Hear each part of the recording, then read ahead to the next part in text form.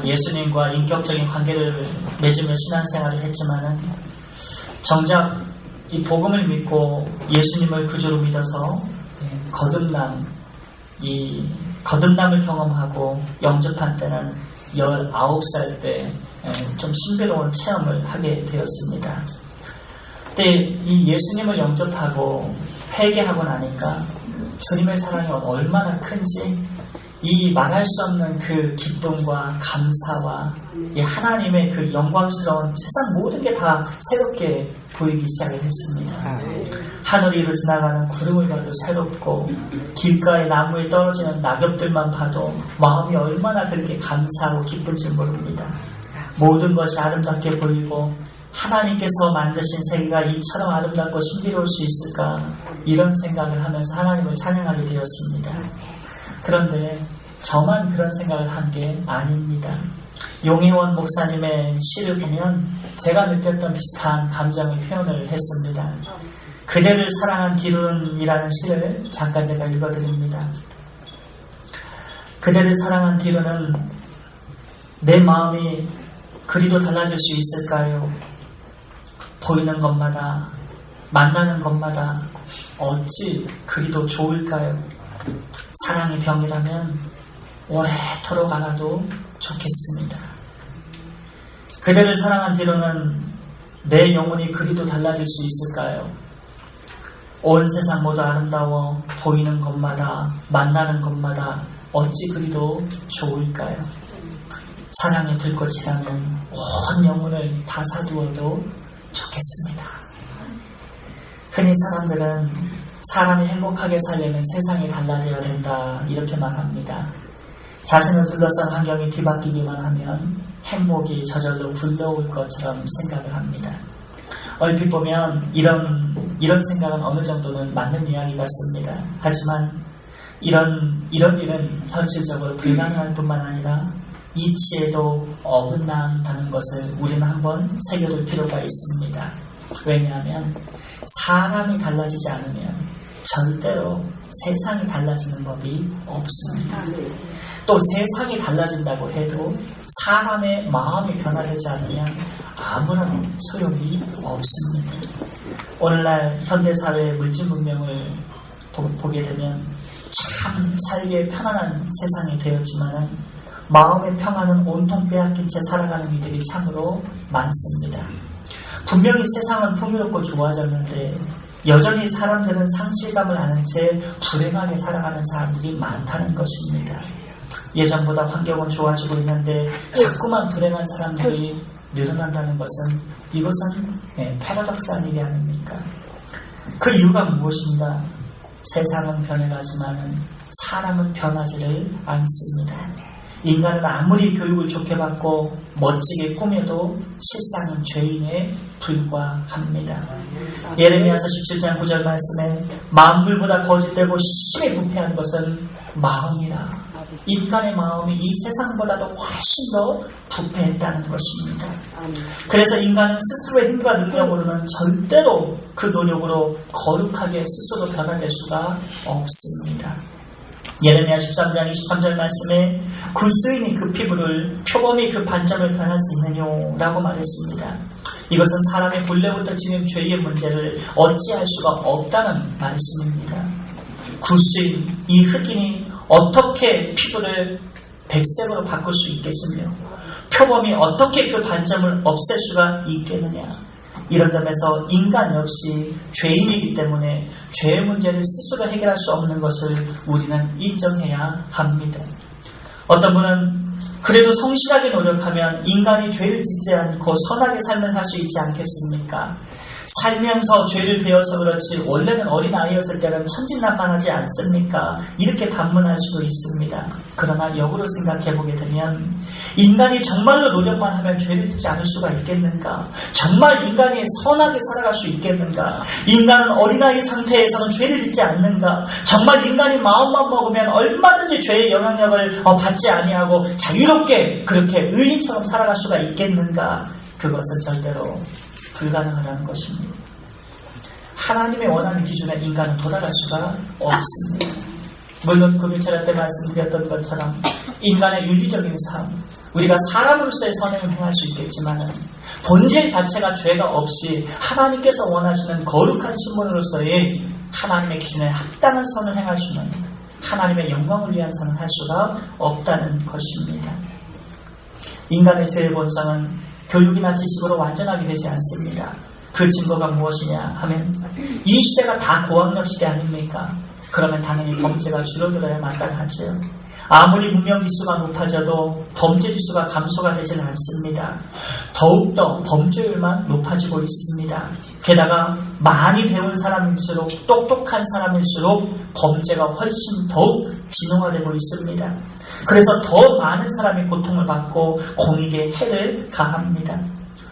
또한 법이나 공권력으로도 인간을 죄로부터 자유롭게 할 수가 없습니다. 강력한 형벌이 일시적으로 사람에게 두려움을 주어서 악한 마음을 억제시킬 수 있는지는 모릅니다. 하지만 그렇다고 해서 법과 제도가 인간을 변화시킬 수 있는가? 그런 일은 일어나지 않습니다. 이 세상에 인간의 영혼 자체를 변화시킬 수 있는 것은 그 어느 누구도 어떤 것도 없습니다. 사람은 감옥에 들어가도 안 변하고 형벌을 무겁게 받아도 변하지를 않습니다. 때로는 심한 체벌이나 형벌이 사람의 마음을 더욱 거칠고 악하게 만들 뿐입니다. 그래서 성경은 말세의 징조 중에 하나를 인간의 타락이라 이렇게 말씀합니다. 디모데후서 3장 1절과 3절 말씀입니다. 내가 이것을 알라. 말세에 고통하는 때가 이르니 사람들은 자기를 사랑하며 돈을 사랑하며 자극하며 교만하며 회방하며 부모를 거역하며 감사치 아니하며 거룩하지 아니하며 무정하며 원통함을 틀지 아니하며 참소하며 절제하지 못하며 사나우며 선한 것을 좋아 아니하며 라고 했습니다.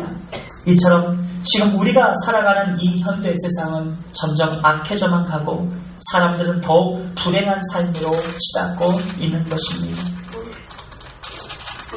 하우링 조금만 줄여주시겠어요? 그렇다면 인간이 어떻게 죄 문제를 해결받을 수 있는가? 어떻게 행복하고 아름다운 인생을 살아갈 수 있겠는가? 그것은 오직 예수 그리스도를 믿는 것뿐입니다. 고린도후서 5장 17절 말씀에 그런즉 누구든지 그리스도 안에 있으면 새로운 피조물이라 이전 것은 지나갔으니 보라 새 것이 되었도다. 사람이 예수님을 만나면 분명히 변화를 받습니다. 예수님을 믿으면 아무리 그 어떤 죄인이라 할지라도 하나님의 자녀로 온전하게 깨끗하게 성결하게 다시 새롭게 태어나게 되는 것입니다. 어떻게 이런 일이 가능한가? 디도서 3장 5절 말씀에 성령의 새롭게 하심으로 하셨나니 했습니다. 성령께서 우리가 예수님을 믿을 때에 말씀을 믿고 예수님을 믿고 예수님을 영접할 때에 성령께서 우리를 새롭게 하시는 것입니다. 쉽게 말해서 이것은 하나님의 역사입니다. 하나님의 택한 백성이 거룩하게 변화되도록 성삼위 하나님께서 죄인을 변화시켜 주시고 우리를 죄로부터 구원해 주시는 것입니다. 그래서 스가랴 선지자는 스가랴서 4장 6절 말씀에 이렇게 말합니다. 이는 힘으로 되지 아니하며 능으로 되지 아니하고 오직 나의 신, 즉 하나님의 성령으로 되느니라. 오늘 본문을 보면 하나님의 역사로 변화를 받은 한 인물이 나옵니다. 그는 우리가 잘 알고 있는 사도 바울인데 그는 예수님을 만나서 거룩한 사람으로 변화를 받게 됩니다. 성령으로 충만하게 되고 하나님의 자녀로 다시 태어나게 됩니다. 자기 자신이 변화되면 이처럼 환경이 바뀌지 않아도 얼마든지 인생이 바뀌게 되고 삶이 다르게 보이는 법입니다. 변한 게 아무것도 없습니다. 그런데 예수님을 만나고 나니까 구름도 새롭고 낙엽도 떨어지는 낙엽도 새롭고 모든 것이 다 새로워지게 된 것입니다. 왜? 내가 변했기 때문에 그렇습니다. 내 영이 변했습니다. 내 심령이 변했습니다. 이렇게 예수님을 믿기만 하면, 예수님을 영접하기만 하면, 예수 믿고 성령 충만하면 영과 마음이 새롭게 변화되는 것을 믿고 오늘 이 시간에 주의 성령이 임하시기를 축원을 드리겠습니다.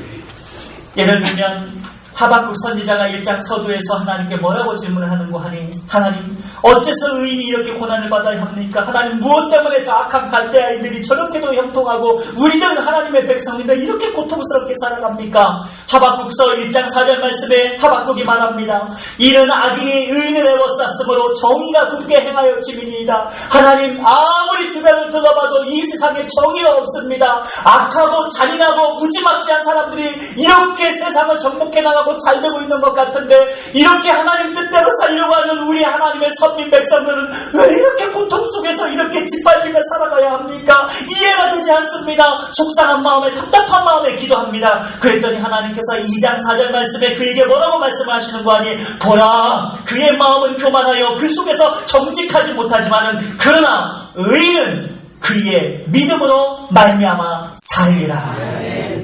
결국 이 세상에서 살아남는 자는 믿음의 사람일 것입니다. 결국 이 세상에서 들림받는 사람은 아까 성가대에서 찬양을 보냈는데 하나님 그때가 되면 주님께서 재림하실 때 하실 때가 되면 천군 천사들이 찬양을 하고 이 성가대에 찬양이 올려질 때 우리의 영혼이 들려져서 우리가 주님을 만나게 될 줄을 믿습니다. 온전한 육체를 입고 주님을 만나고 마음껏 주님을 위하여 기뻐하는 하나님의 백성이 될 줄을 믿습니다. 얼마나 감사한지 몰라요. 결국에 승리자는 하나님의 사람이 될 것이고 결국에 살아남는 사람은 부활 그리고 구원받을 사람은 저와 여러분이 될 것입니다. 하박국을 하여금 하나님께서는 무엇이 진짜 행복이고 진리인지를 깨닫게 하셨습니다. 그래서 하박국 선지자는 마지막 3장 17절과 19절 말씀에 이렇게 하나님 앞에 고백합니다. 비록 무화과 나무가 무성하지 못하며 포도나무에 열매가 없으며 감람나무에 소출이 없으며 밭에 먹을 것이 없으며 우리의 양이 없으며 외양간에 송아지가 없을지라도 나는 여호와로 말미암아 즐거워하며 나의 구원의 하나님으로 말미암아 기뻐하리로다. 주 여호와는 나의 힘이시라. 나의 발을 사슴과 같게 하사 나를 나의 높은 곳으로 다니게 하시리라. 이렇게 하박국 선지자는 하나님으로 인하여 해답을 얻었고 하나님으로 인하여 즐거워하는 인생을 살게 되었던 것입니다. 이것은 사도 바울도 마찬가지입니다. 바울의 신앙 고백을 들어보면 빌립보서 4장 11절과 13절 말씀에 내가 궁핍함으로 말하는 것이 아니라 어떠한 형편에든지 내가 자족하기를 배웠노니 내가 비천에 처할 줄도 알고 풍부에 처할 줄도 알아. 모든 일에 배부르며 배고픔과 풍부와 궁핍에도 일체의 비결을 배웠노라. 내게 능력 주시는 자 안에서 내가 모든 것을 할 수 있느니라. 무슨 말입니까? 내게 능력 주시는 자, 우리 주님 안에서 나는 배고파도 상관이 없고 부해도 상관이 없고 이 세상과 상관이 없습니다. 나는 주님 한 분으로 만족하고 나는 주님 안에서 내가 모든 것을 다 할 수가 있습니다. 이 주님을 만나는 이 영혼이 변화된 이 사도 바울의 고백 묻습니다. 여러분은 정말 행복한 인생, 구원받은 인생, 이 세상 사람은 절대로 흉내낼 수 없고 알 수 없는 그 놀라운 하나님의 은총의 삶을 살기를 원하십니까? 그러려면 변화받아야 됩니다. 성령의 충만함을 입어야 됩니다. 오늘 감사하게도 이 성령 강림 주일, 오늘 우리 하나님께서 이 주일을 통하여 하나님께서 성령의 충만한 역사가 있기를 원합니다. 반드시 하나님께서 성령 우리에게 허락해 주시고 성령 하나님께서 우리를 내주 감동하마 역사하셔서 우리를 하나님의 구원의 길로 이끌어 주실 줄 믿습니다. 그렇다면 오늘 사도 바울이 어떻게 변화되었는가? 오늘 사울은 예수님을 만남으로 회심을 하게 되었습니다. 이 회심이라는 것은 헬라어로 메타노이아라고 하는 말입니다. 이 메타노이아라는 말은 무엇이냐면 이 180도 방향 전환을 하다. 이게 메타노이. 방향 전환. 완전히 이 180도 가던 길을 돌아가는 게 메타노이아라고 이야기를 합니다. 인생은 하나님을 알지 못한 인생은요. 이 썰물이 빠져나갈 때 아무런 항거하지 못하고 세상을 향하여서 죄를 향하여서 끌려갈 수밖에 없습니다. 이 사단이 이 체인을 감아가지고 이 죄수를 붙잡을 때 체인을 목에 갈고 이 온몸에 체인을 감아가지고 질질 끌려가게 되면 항거하지 못하고 끌려가는 존재가 이 죄인된 우리 인간의 모습입니다. 그러나 회개라는 것은 무엇이냐? 예수 그리스도를 믿었을 때에 주님을 바라보며 주님을 따르기로 결정했을 때 성령 하나님께서 모든 죄 쇠사슬 끊으시고 십자가의 보혈의 피로 모든 저주를 다 사하시며 어둠을 물리치시고 죄 가운데서 우리를 건져내 주셔서 우리를 자유롭게 만드신 분이 우리 주 예수님이십니다. 그리고 이 예수님께서 우리에게 성령을 보내주셨는데 성령께서 우리가 하나님의 구원의 길을 갈 수 있도록 도우시고 파라클레토스 상담하시면서 우리의 거룩한 마음을 계속해서 불어 넣어주시는 것입니다. 인생은 가만히 냅두면은 자기 유익과 욕심과 욕망과 탐욕에 젖어들 수밖에 없는 그런 인생입니다. 그러나 그렇게 빠져들지 않도록 성령 하나님께서 우리를 감동감화시키시면서 우리를 구원의 길로 거룩한 마음을 주시고 하나님 믿음으로 살아갈 수 있도록 성령께서 우리를 붙드셔서 끌고 가시는 것입니다. 할렐루야. 오늘 사울이 변화를 받고 예수님을 가리켜서 하나님의 아들이라고 증거하면서 그 주변에 있는 유대인들이 다 놀랐습니다. 듣는 사람이 다 놀라서 이거 어떻게 된 일이냐. 22절 말씀을 보니까 이렇게 기록합니다. 사울은 힘을 더 얻어 예수를 그리스도라 증언하여 다메섹에 사는 유대인들을 당혹하게 하니라. 이 슈케오라는 그런 당혹하다는 말을 썼는데 이것은 사람들과의 마찰로 인해서 상황이 아주 혼란해지고 웅성웅성해진 그런 상황을 잘 설명하는 단어입니다. 아니 저 사람 예수 믿는 사람 붙잡아가다 다 감옥에 집어넣고 죽였던 그 사람 아니냐. 그런데 어떻게 저 사람이 예수님이 그리스도라고 말할 수가 있느냐. 도대체 이게 어떻게 된 일이냐. 세계관과 세계관의 충돌이 팍 하고 지금 일어난 상황입니다. 자, 그래서 이 시간에는 이 사울에 관하여서 우리가 좀 한번 말씀을 나누겠습니다. 회심 이전의 사울은 당대 최고의 교육을 받았던 그러한 가말리엘의 후예고 문화생이고 바리새인 중에 바리새인이며 종교 귀족이었습니다. 게다가 그는 당대 최고의 특권 중에 해당하는 로마 시민권자이기도 합니다. 모든 조건을 갖춘 장래가 촉망됐던 이 젊은이가 그런데 문제는 하나님을 믿는데 유대교에서 하나님을 믿으면 믿을수록 율법대로 살면 살수록 그 마음에 행복이 없는 거예요. 자유가 없는 겁니다. 그래서 더 종교적으로 열심을 하게 되고 그러나 그럴수록 그 안에는 진정한 기쁨이 없게 되었습니다. 그래서 내가 하나님 앞에 잘 보여야 되지 않겠느냐. 그래서 유대의 의식으로 가장 요도 종교 개념이 있었기 때문에 이 하나님께 인정을 받고 싶어서 유대교에서 나갔다고 생각한 유대교의 이단이라고 생각했던 이 그리스도인들을 붙잡아다가 다 핍박을 하게 되었던 것입니다. 이것이 오늘 본문의 바로 배경입니다. 그런데 이제 예루살렘에 있는 스데반 집사의 그 돌을 쳐 죽이면서 그의 책임을 자기가 옷을 덮으면서 자기가 책임지겠다고 한 다음에 이제 사내들에서 사람들을 모아가지고 대제사장의 허가를 맡아가지고 저 다메섹 도상에 있는 그리스도인들을 싹 다 붙잡아가지고 끌어올려고 가고 있는 중입니다. 그런데 이 다메섹 도상에서 길가에서 예수님이 찬란한 빛 가운데 나타나셔가지고 사울에게 말씀하십니다. 사울아, 사울아, 네가 어찌하여 나를 핍박하느냐? 나는 네가 핍박하는 예수라. 이렇게 말씀하십니다. 그 예수님을 만나서 거꾸러져서 눈이 멀어버렸어요. 저는 이 사울이 이렇게 툭 거꾸러지면서 어떤 생각을 도대체 했을까? 그는 예수님이 십자가 못 박힌 신성모독자의 죄인으로만 여기지 않았습니까? 그러니까 이 죽은 예수, 저 말할 수 없는 형벌을 받고 신성모독을 하고 저지른 그 예수를 따라다니는 예수쟁이들 내가 다 붙잡아서 죽여버려야 되겠다. 이런 생각을 해서 거기에 인생을 다 전념을 다 바친 사람입니다. 사울은 예수님이 없었고 그리고 예수님을 믿는 사람도 절대로 인정할 수가 없는 그런 상황이었어요. 그런데 실제로 온토로직 하나님 아주 실존적으로 빛이 확 비치게 되면서 눈이 멀어버리게 되면서 음성 들려오고 얘 뭔가 빛 가운데 주님을 봤는데 네가 핍박하는 내 예수가 음력을 퍽 떨어졌죠.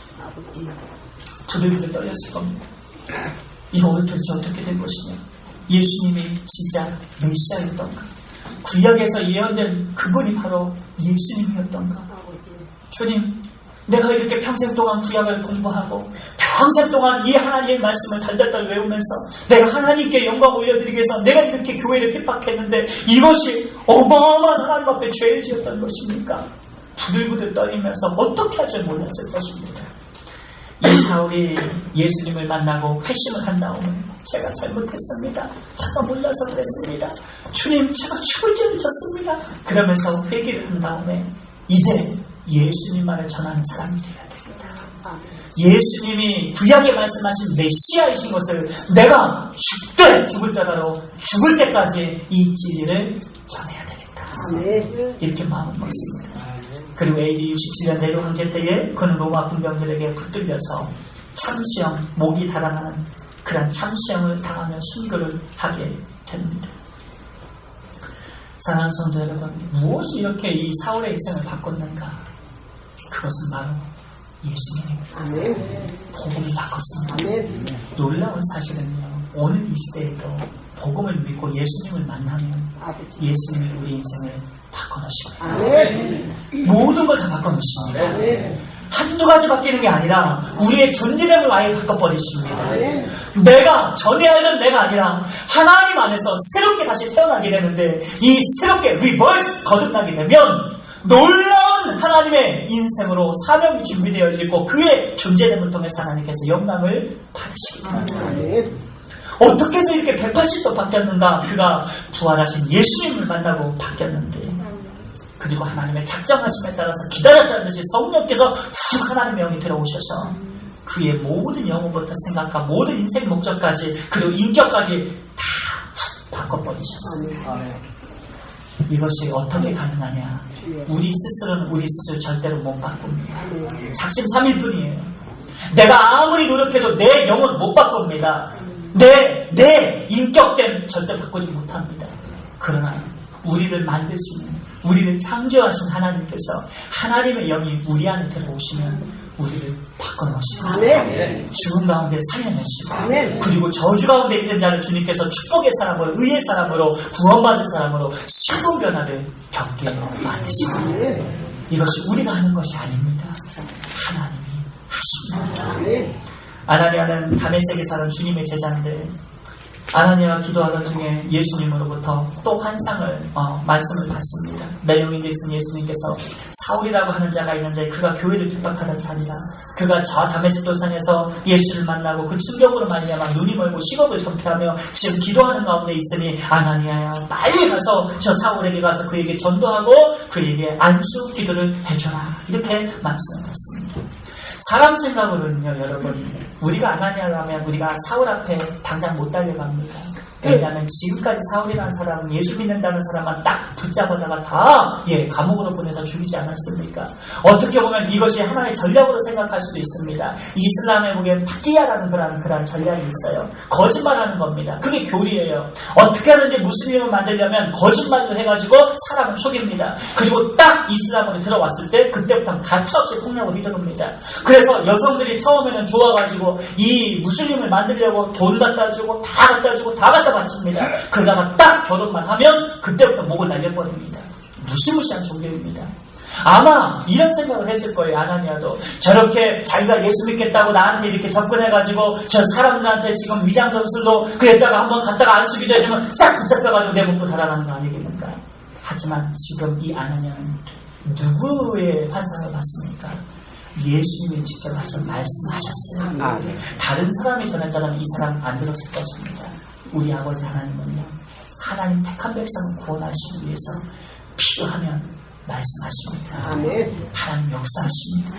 그래서 이 아나니아가 말씀을 순종해서 사울에게 가서 그대로 말씀하신 대로 안수기도를 할 때에 어떤 일이 일어나게 되느냐, 그가 갇혔던 그 눈이 비늘이 벗겨지게 되면서 눈이 열리게 됩니다.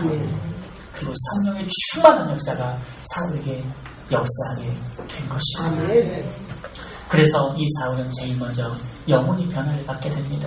특별히 헬라어로 이 눈이 열린 것을 가리켜서 레피데스라고 되어 있습니다. 이 레피데스라는 것은 눈이 열리다라는 뜻인데, 그러나 그가 눈이 열릴 때 동시에 뭐가 열리냐면 영혼의 눈이 동시에 열리게 된 것입니다. 내가 주님으로부터 하나님의 택한 백성에 대해서 이제 구원을 받았구나. 예수님은 그리스도스 메시아, 우리의 구세주시구나. 하나님의 아들이시구나. 그러면서 이 영혼의 눈이 열리자 이제 바울은 예전의 자신이 아니라 이제는 예수님의 종, 이제 예수님의 사도, 이제 예수님의 그러한 사랑으로 확 바뀌어 버리게 되었습니다. 니고데모 이야기가 요한복음 3장에도 나오게 되는데 비슷하게 그도 이런 경험을 하지 않습니까? 눈이 다 가려워졌기 때문에 예수님이 말씀을 해도 알아듣지 못합니다. 예수님이 누구인지를 못합니다. 영안의 눈이 열려버리고 나니까 모든 것이 다 깜깜하고 아무것도 들려오질 않습니다. 그래서 낮에는 체면이 있어서 찾아오지 못하다가 랍비이신 분이기 때문에 밤중에 와가지고 예수님한테 조용히 오게 됩니다. 어떻게 하면 이 영혼의 공고함을 채울 수가 있습니까? 주님이요. 그랬더니 예수님께서 요한복음 3장 3절 말씀에 니고데모의 영적 상태를 보시고 이런 말씀을 하십니다. 진실로 진실로 내게 이르노니 사람이 거듭나지 아니하면 하나님 나라를 볼 수가 없느니라. 이 말귀를 못 알아듣고 또 이런 질문을 합니다. 사람이 그러면 늙으면 어떻게 날 수 있었나이까? 두 번째 모태 엄마 뱃속에 들어갔다 다시 나야 됩니까? 말도 안 되는 질문을 합니다. 그래서 예수님이 말씀하시기를 육체는 어머니가 낳아주지만 영혼은 성령으로 거듭나는 것이다. 죄로 죽었던 인간의 영혼은 성령의 능력으로 새 생명을 얻게 되는 것이다. 여러분 예수님 믿어도요 성령 받아야 됩니다. 성령 하나님 우리 가운데 역사하셔야 됩니다. 그래야 우리 가운데 예수님을 없이는 살지 못하고 주님과 연합되어서 주님을 위해서 주의 몸되기 위하여 하나님의 나라를 위하여 주의 영광을 위해 살아갈 수가 있게 되는 것입니다. 성령이 우리 가운데 있지 않으면 이 하나님을 믿으면서 육적인 것만을 추구하면서 육적인 인생을 살게 됩니다. 그러나 겨우 그것 때문에 하나님 우리를 불러주신 것이 아니에요. 우리를 구원하시고 영광스러운 성령이 하나님 우리 가운데 함께 하셔서 우리를 죄로부터 구원하실 뿐만 아니라 하나님의 놀라운 사역을 맡기기 위해서 우리를 불러주신 것입니다. 아무것도 염려하지 마십시오. 무엇을 먹을까 무엇을 마실까 아무것도 염려하지 마십시오. 그거 다 이방인들이 구하는 것입니다. 천부 아버지 하나님께서는 우리가 쓸 것, 우리가 필요한 것 모두 다 아시고 하나님께서 공급해 주시는 것을 믿으시기를 바랍니다. 그러므로 먼저 그의 나라 그의 의를 구하라.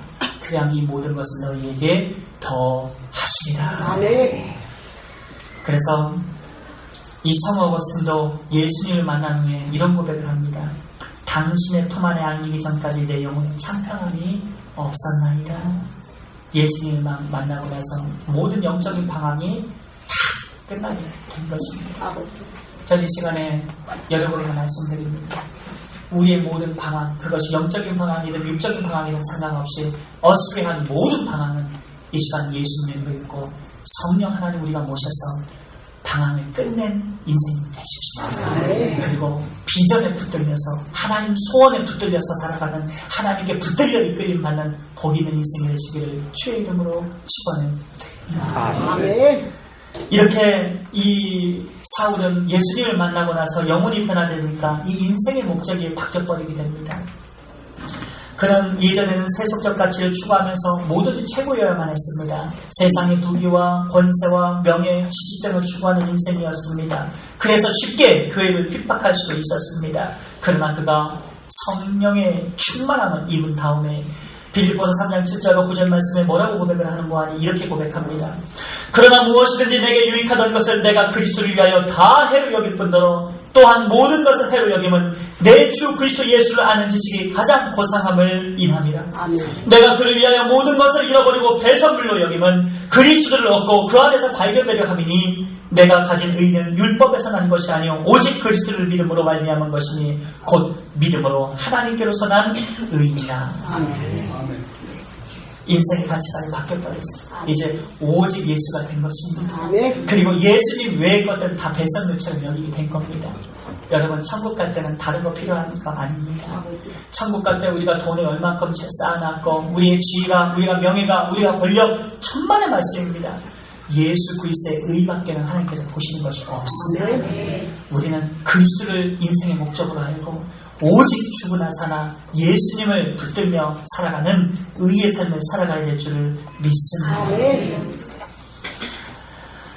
그리고 마지막으로 이 사도 바울은 인격의 변화를 받게 됩니다. 사울은 성령 충만받기 전까지 예수님 만나기 전까지 굉장히 살기가 등등하고 흉악한 그러한 사람이었습니다. 그랬으니까 그 의인이었던 스데반 집사를 그 돌로 다 쳐 죽일 때에 다 깨지고 뇌가 다 나오고 뼈가 부러지고 그 말이 그렇지 여러분. 지금도 여러분 이 이스라엘권에서 보시게 되면 죄를 지으면 돌로 막 사람 묻어놓고 막 돌로 던지지 않습니까? 그럼 다 나와요. 이게 끔찍해서 잔인해서 볼 수가 없습니다. 근데 그거 책임을 자기가 지겠다고 옷을 벗어서 그 앞에 놨으니 이 사울이 얼마나 이 사람도 이게 성격도 강하고 잔인한 사람인지 몰라요. 특히나 그가 예수 믿고 성품이 확 바뀌었어도 바나바하고 여러분 선교 1차 여행 갔다 와서 프로피스모스라는 그런 헬라어 단어를 쓰거든요. 성격이 고약해가지고 언성을 높여가지고 소리를 질러가면서 이게 논쟁을 했다는 표현이 프로피스모스라는 헬라어 단어입니다. 그러니까 성격이 정말 한가득 하는 거예요. 이 아마도요. 우리 교회는 이 사도 바울만큼 성격이 강하신 분은 한 분도 없어요. 우리는 장로님부터 바나바 같으신 분만 계신 것 같아요. 그런데 이렇게 성격이 고약했던 이 사울이요, 살기가 등등했던 이 잔인했던 사울이 어떻게 변하느냐? 예수님을 믿고 나서 성령의 충만함을 받고 나서 순한 양처럼 변화됩니다. 그리고 점점 더 변화가 됩니다. 그리고 데살로니가후서에 디모데 후서에서 보시게 되면 두루마리를 갖고 나면서 그 젊은 누구를 데리고 오라고 그래요? 원수전 마가를 데리고 오라고 그래요. 이 정도로 모든 관계가 회복이 되었기 때문입니다. 사랑하는 성도 여러분, 이 사울의 인생을 통해서 그가 성령의 충만을 받고 나서 이름을 바꿉니다. 큰 자, 바울의 이 사울이라는 큰 자라는 이름에서 나는 작은 자요, 이 바울이라는 이름으로 바꿔버립니다. 그리고 디모데전서 1장 15절에 나타난 것처럼 믿보다 모든 사람이 받을 만한 이 말이요, 그리스도 예수께서 죄인을 구원하시려고 세상에 임하셨다 하였도다. 죄인 중에 내가 괴순이라. 평생 동안 주님 앞에 겸손한 마음으로 나는 주님 아니면 절대로 이렇게 하나님 믿음대로 살 수 없던 존재였습니다. 아까 우리 권동우 집사님께서 뱉기도 하셨던 말씀처럼 주님의 은혜 아니면, 하나님의 은혜 아니면 우리가 자랑할 것은 아무것도 없다는 것을 알고 겸손하게 오직 예수님만 증거하면서 믿음으로만 하나님께 영광을 올려드린 것입니다. 사랑하는 성도 여러분, 성령 강림주의를 맞이해서 우리 더욱더 성령님을 의지하고 믿음 안에서 말씀만 붙들고 나아가십시다. 성령이 우리의 영혼을 새롭게 하실 것입니다. 늘 거룩한 영혼을 막 불어넣어 주실 것입니다. 그것을 체험을 해보셔야 됩니다. 저도 목사지만 때때로 뭔가 일이 좀 안 되고 낙심되고 힘들고 고통받을 때 우리의 감정이 약하지 않습니까? 쌀뜨물처럼 훅 올라올 때가 있지 않습니까? 그러나 그때 무릎 꿇고 성령님 도와주시옵소서, 하나님 도와주시옵소서, 은혜 베풀어 주시옵소서. 기도하다 보면 쓰레기와 같은 감정이 다 사라지게 되고 하나님을 찬양하는 예수님으로 충만한 주님 사랑으로 가득한 마음으로 막 불어넣어 주실 때가 있어요. 내 힘으로 되는 게 아니에요. 주님께서 마음을 주셔야 됩니다. 성령님을 붙들어야 되는 거예요. 우리에게 있어서 성령님은 우리를 구원으로 이끄십니다. 우리를 의롭다 칭하신 하나님께서 우리를 거룩하게 만들어 가시는 거예요. 내가 만드는 게 아닙니다. 우리는 할 수가 없어요. 그러나 우리가 믿는 것은, 내가 하는 것은 여러분 너무나도 실망스럽겠지만 하나님이 하실 일입니다. 이 하나님께서 우리를 거룩하게 만들어 가신 것을 믿으셔서 늘 성령님을 의지하고 순종하며 성령 충만한 주님의 백성이 되시기를 주의 이름으로 축원을 드립니다. 기도하십니다. 하나님, 오늘 귀한 말씀 참으로 감사드립니다. 이 성령 강림주일에 하나님, 성령 하나님 우리 가운데 임하여 주시어서 한 사람 빠짐없이 하나님 성령의 충만한 역사가 있게 하여 주시옵소서. 변화의 물결이 우리의 심령을 거쳐 가정과 교회와 이웃과 사회와 우리 민족과 더 나아가 세계와 6대주까지 하나님 주의 성령의 기름 부으심과 역사하심이 바람이 일어나게 하여 주시옵소서. 우리의 일교회를 특별히 사랑하여 주셔서 하나님 이렇게 성장케 하시고 충만케 하시니 감사합니다. 늘 은혜가 충만하고 말씀과 능력과 성령이 충만하여 하나님께 영광 올려드리는 우리 예일교회 모든 가정들이 다 되게 하여 주옵소서. 감사드리며 예수님의 거룩하신 이름으로 기도하옵나이다. 아멘. 우리 183장 우리 1절과 맨 마지막 절 들으시면서